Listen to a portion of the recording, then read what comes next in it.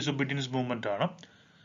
The Lahore Congress of 1929 authorized the Working Committee of Congress to launch a program of civil disobedience, and Gandhiji was invested with full powers to launch the civil disobedience movement.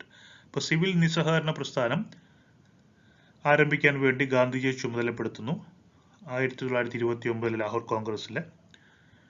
He gave his ultimatum to Lord Irwin on 31st January 1930. His ultimatum being ignored,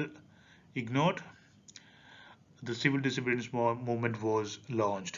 അങ്ങനെ 1930 ജനുവരി 31 ഗാന്ധിജി അന്നത്തെ viceroy ആയിരുന്ന Lord ഇർവിന് ചില ആവശ്യങ്ങൾ, അദ്ദേഹത്തിന് മുന്നിൽ ചില ആവശ്യങ്ങൾ, demands വയ്ക്കുന്നു.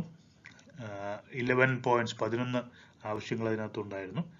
അത് സ്വീകരിക്കാൻ ആവശ്യപ്പെടുന്നു. സ്വീകരിക്കാത്ത പക്ഷം സിവിൽ ഡിസൊബീഡിയൻസ് മൂവ്മെന്റ് CDM ആരംഭിക്കുമെന്ന് ഗാന്ധിജി ഉറപ്പിക്കുന്നു.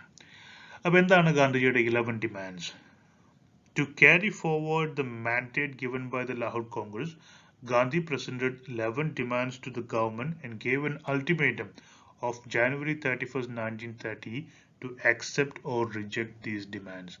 1930 ജനുവരി 31 ഈ 11 ആവശ്യങ്ങൾ നിറവേറ്റപ്പെടണമെന്ന് പറഞ്ഞിട്ടാണ് കൊടുക്കുന്നത്. ഇതറിയപ്പെടുന്നത് 11 പോയിന്റ്സ് എന്നാണ്, 11 ഡിമാൻഡ്സ് എന്നാണ്. അത് ഏതൊക്കെയാണെന്ന് നോക്കാം. First one, reduce expenditure on army and civil services by 50%. Introduce total prohibition.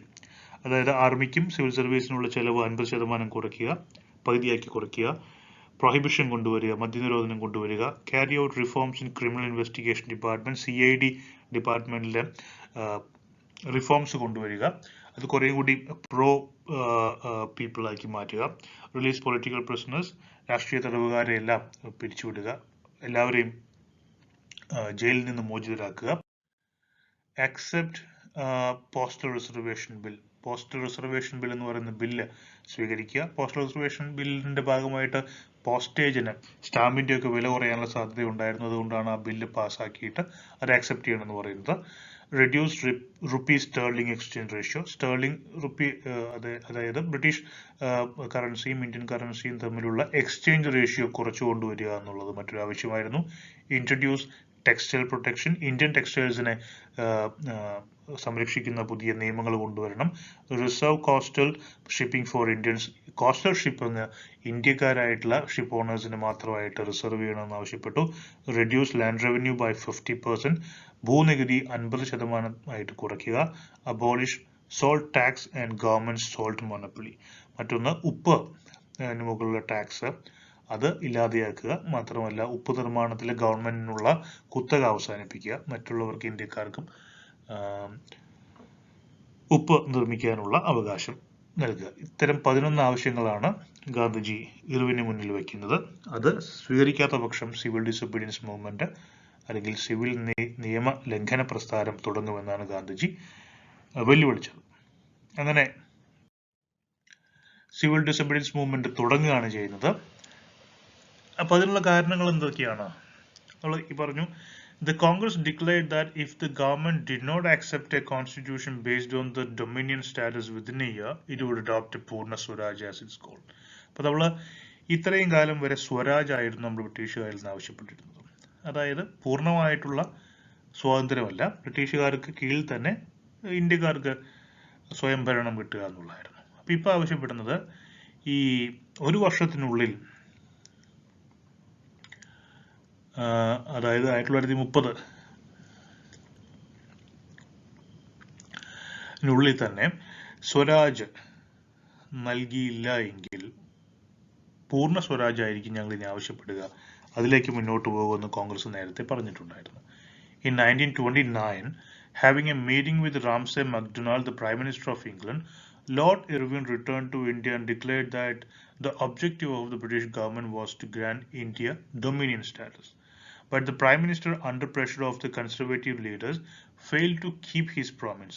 When Gandhiji met Lord Irwin in December 1929, the latter refused to make any commitment regarding dominion status. അപ്പോൾ നേരത്തെ 1929 Ramsey McDonald ആയിരുന്നു ഇംഗ്ലണ്ടിന്റെ prime minister. അദ്ദേഹവും അതുപോലെ തന്നെ അദ്ദേഹത്തെ meet ചെയ്തതിനു ശേഷം അന്നത്തെ വൈസ്രോയി ആയിരുന്ന ലോർഡ് ഇർവിൻ പറഞ്ഞത് ബ്രിട്ടീഷുകാരെ ഉദ്ദേശിക്കുന്നത് ഇന്ത്യക്കാർക്ക് ഒരു ഡൊമിനിയൻ സ്റ്റാറ്റസ് കൊടുക്കാൻ വേണ്ടിയാണ്. അതായത് നമ്മുടെ കാനഡ, ന്യൂസിലാൻഡ് പോലുള്ള, ഓസ്ട്രേലിയ പോലുള്ള രാജ്യങ്ങൾക്ക് ബ്രിട്ടീഷ് ക്രൗണിന് കീഴിൽ ഡൊമിനിയൻ സ്റ്റാറ്റസ് ഉണ്ട്. അവർക്ക് സ്വയംഭരണമുണ്ട്, സ്വയംഭരണത്തിനുള്ള അവകാശമുണ്ട്. അങ്ങനെ ഒരു ഡൊമിനിയൻ സ്റ്റാറ്റസ് കൊടുക്കാനാണ് താല്പര്യമെന്ന് 1929 തന്നെ ഡിക്ലെയർ ചെയ്തിരുന്നു ബ്രിട്ടീഷ് ഗവൺമെന്റ്. പക്ഷേ പതുക്കെ ആ ഒരു പ്രോമിസിൽ നിന്ന് അവർ പിന്നാക്കം പോകുന്നു. അത് സിവിൽ ഡിസൊബീഡിയൻസ് മൂവ്മെന്റ് തുടങ്ങാനുള്ള ഒരു കാരണമാണ്. According to some authors, the main cause of civil disobedience movement was worldwide economic depression during the period 1929-1930. Young leaders of the Congress became impatient for a movement. The revolutionaries were not sitting idle. The organizations of the workers and the peasants gathered strength under organizations of the workers and peasants under the leadership of the communists. അപ്പോൾ മറ്റൊരു പ്രധാനപ്പെട്ട കാര്യം എന്ന് പറയുന്നത് 1920-30 എന്ന് പറയുന്ന great depression, വലിയ സാമ്പത്തിക മാന്ദ്യം ഉണ്ടായ വർഷങ്ങളാണ് 1929-30 എന്ന് പറയുന്ന വർഷം.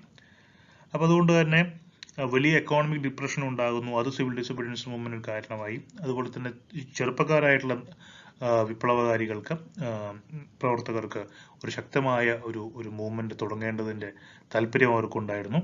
റെവല്യൂഷണറീസ് ആയിട്ടുള്ള ആളുകളും വിപ്ലവകാരികളായിട്ടുള്ള ആളുകൾ, എക്സ്ട്രീമിസ്റ്റ് ആയിട്ടുള്ള ആളുകളും വെറുതെ ഇരിക്കുകയായിരുന്നില്ല. അതുപോലെ തന്നെ കമ്മ്യൂണിസ്റ്റ് ളുടെ കീഴിൽ ഒരുപാട് തൊഴിലാളികളും കർഷകരും ഒക്കെ കൂടുതൽ സംഘടിക്കാൻ തുടങ്ങി. അപ്പോൾ ഇവരൊക്കെ ഒരു വലിയ മൂവ്മെന്റിനെ കാത്തിരിക്കുകയായിരുന്നു. All these events led Gandhiji to feel the necessity of launching civil disobedience movement. ഇതൊക്കെയാണ് സിവിൽ ഡിസൊബീഡിയൻസ് മൂവ്മെന്റ് തുടങ്ങാനുള്ള കാരണങ്ങൾ.